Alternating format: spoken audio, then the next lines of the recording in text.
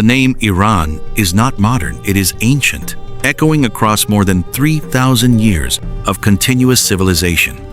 Long before empires rose, nomadic Iranian tribes migrated from the Eurasian steppes onto this high plateau around 1000 BCE. These tribes spoke an Indo-European language, a linguistic ancestor they shared with peoples as far away as ancient India and Greece.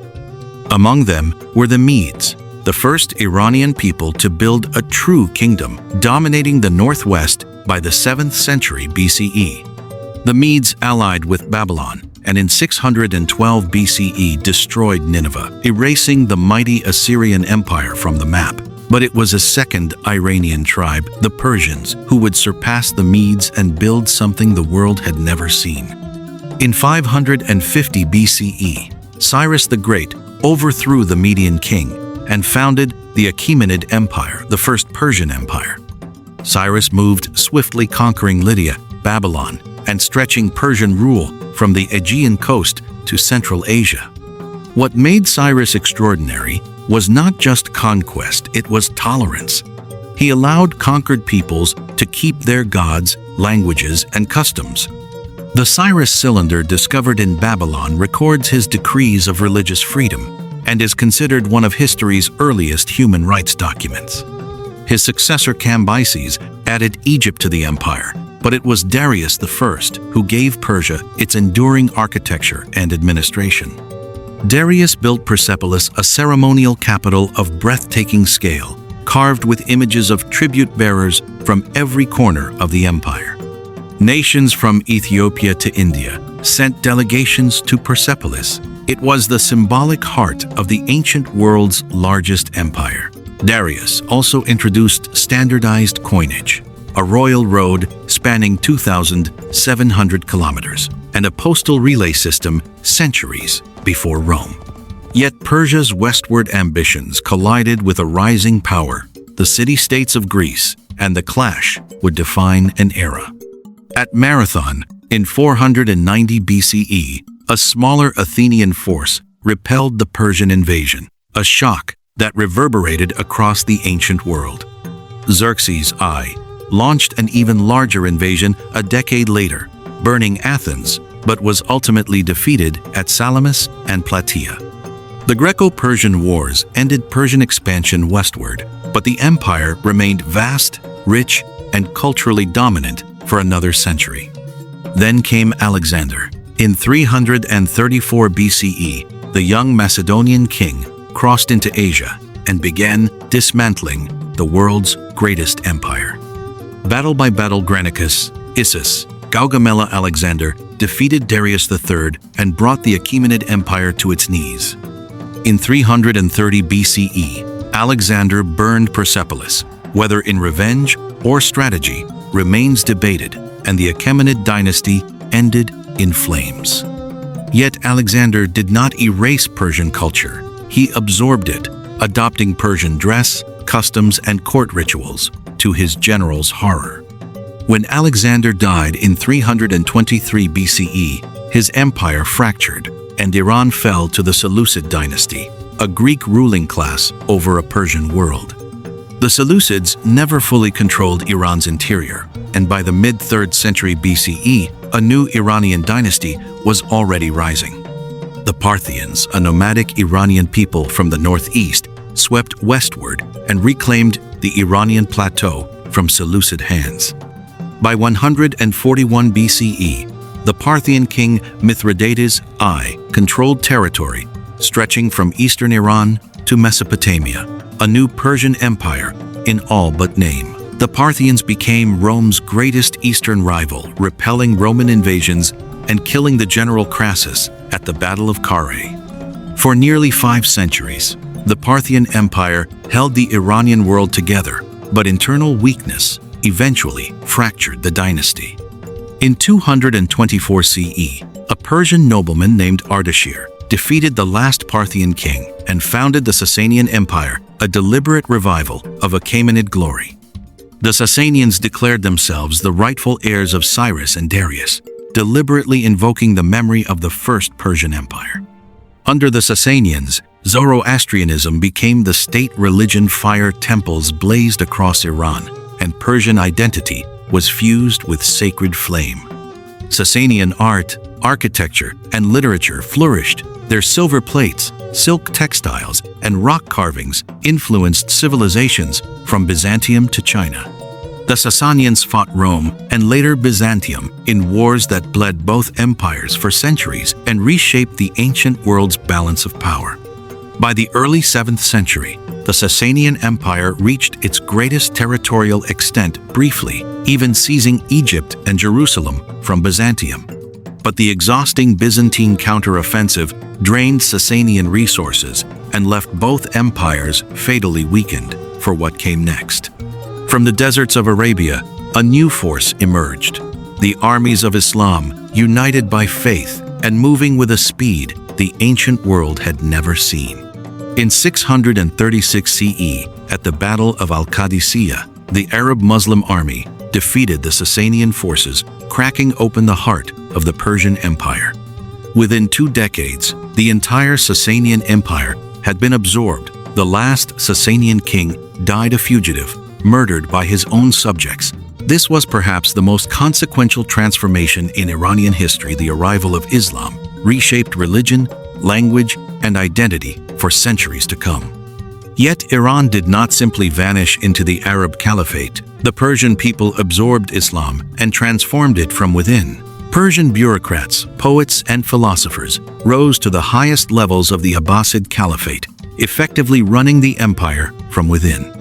This period, called the Islamic Golden Age, saw Persian thinkers like Avicenna and al-Biruni revolutionize medicine, astronomy, and philosophy. Persian language itself was reborn, written now in Arabic script. New Persian became the literary language of the entire Eastern Islamic world. The poet Ferdowsi spent 30 years writing the Shahnameh, the Book of Kings, a 60,000-verse epic preserving Iranian mythology and history. The Shahnameh was an act of cultural defiance, preserving the memory of Cyrus, Darius, and the Persian kings for all future generations. While Arab caliphates weakened, Persian-speaking dynasties reasserted control. The Samanids, Buyids, and Ghaznavids ruled in Iran's name. Then came the Mongols. In 1219, Genghis Khan unleashed a campaign of destruction across Central Asia and into Iran that beggars description.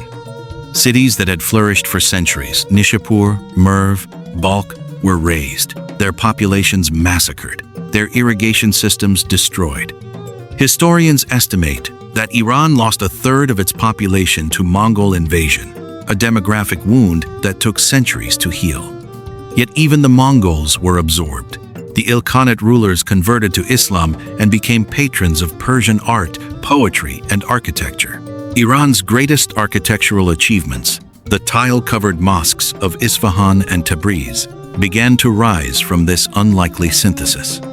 In 1501, a pivotal moment arrived. The Safavid dynasty united Iran under a single ruler and declared Shia Islam the official state religion.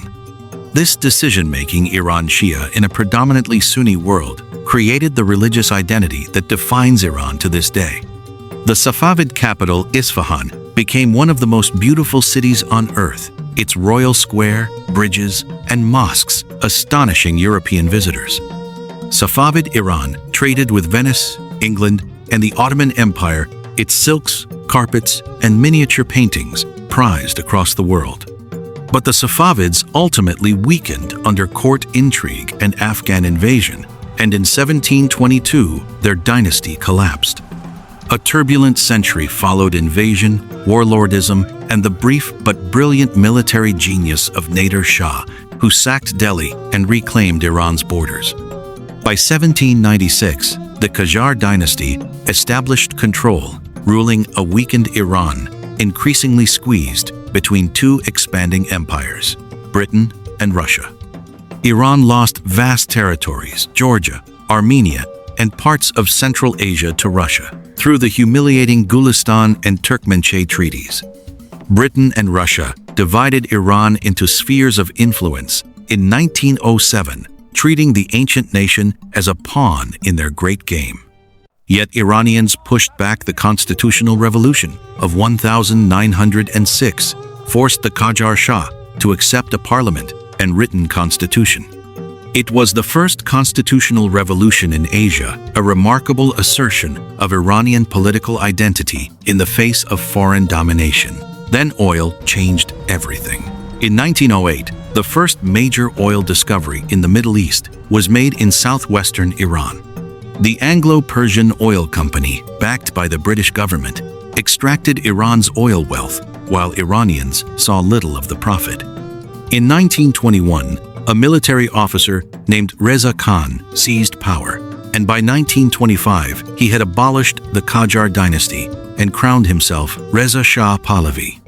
Reza Shah launched a dramatic modernization program, building roads, railways, universities, and a national army, modeling Iran on Ataturk's Turkey. And in 1935, for the first time in official international correspondence, he formally requested the world use the name Iran instead of Persia. The name Iran, derived from Aryana, meaning land of the Aryans, had always been what Iranians called their own country. The renaming was not a break from the past, it was a correction, aligning the world's name for Iran with what Iranians had always called home. World War II brought new foreign interference. Britain and the Soviet Union occupied Iran in 1941, forcing Reza Shah to abdicate in favor of his son. His son Mohammad Reza Shah Pahlavi would rule for nearly 4 decades, presiding over both dramatic modernization and growing repression. In 1951, the elected Prime Minister, Mohammad Mossadegh, nationalized Iran's oil, a revolutionary act that electrified the nation. 2 years later, the CIA and British intelligence orchestrated a coup. Mossadegh was overthrown, the Shah restored, and Iran's oil returned to Western control. The 1953 coup left a deep wound in Iranian political memory and planted seeds of distrust toward the West that still shape Iranian politics today. The Shah's White Revolution modernized Iran through land reform, women's suffrage, and industrialization, but enriched elites while alienating clergy and traditionalists. Repression by the Shah's secret police, Savak, drove opposition underground, and the most organized opposition sheltered in the mosques. By 1979, mass protests had paralyzed the country, and in January, the Shah left Iran for the last time, never to return. Ayatollah Khomeini returned from exile in February 1979. Stepping off a plane to be greeted by millions, the Islamic Revolution had triumphed. The Islamic Republic replaced the monarchy, and Iran's identity was once again transformed, this time around a revolutionary religious state. And yet through every conquest, conversion, and revolution, something endured. The Persian language, the poetry, the sense of a civilization that predates all its conquerors. From Cyrus the Great to the Islamic Republic, the story of how Persia became Iran is not a story of endings, but of extraordinary, continuous reinvention.